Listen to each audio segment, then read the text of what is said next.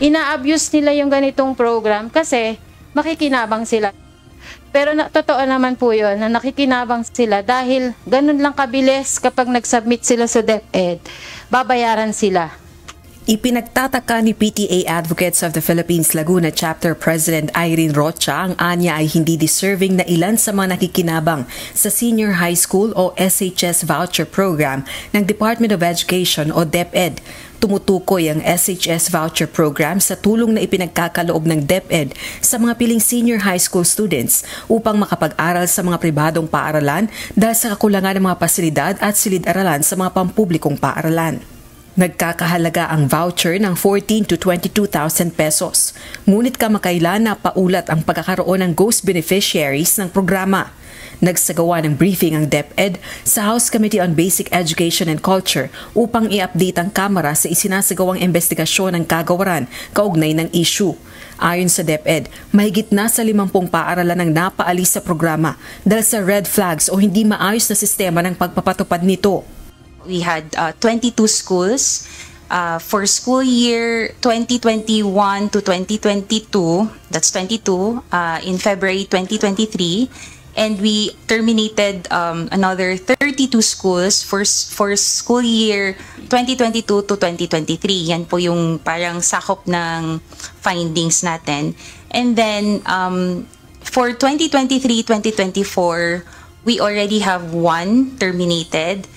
Bukod dito, sa school year 2023 to 2024, nasa 200 milyong pisong halaga rin ng pondo para sa voucher program ang hindi inirelease ng kagawaran dahil sa umano'y discrepancies. Yun po, nationwide, yun po yung ating na hold kasi may discrepancy. So, we cannot say talaga for sure na ito po talaga ay ghost students lahat. Yung pinakaunang red flag na nakikita nila, kunyari private school ka year 1, ito yung in-apply mo na number of beneficiaries.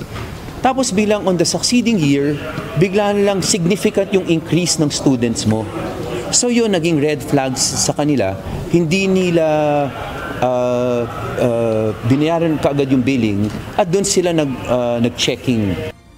Hanggang ngayon, nagsasagawa pa rin ang investigasyon ng DepEd sa 12 paaralan kaugnay ng pagpapatupad ng SHS Voucher Program.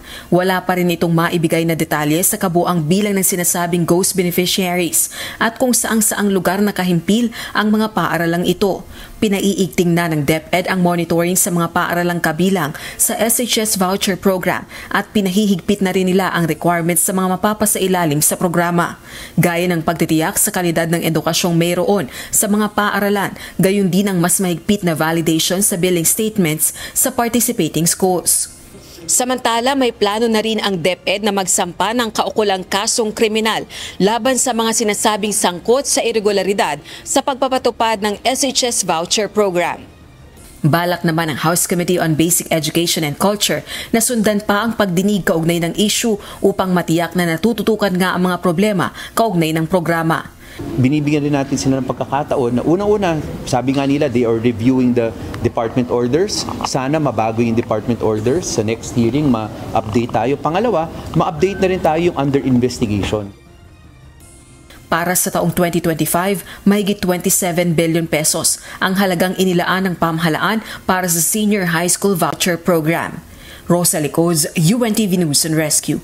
Diyos ang aming sandigan, serbisyo publiko ang aming pinahahalagahan.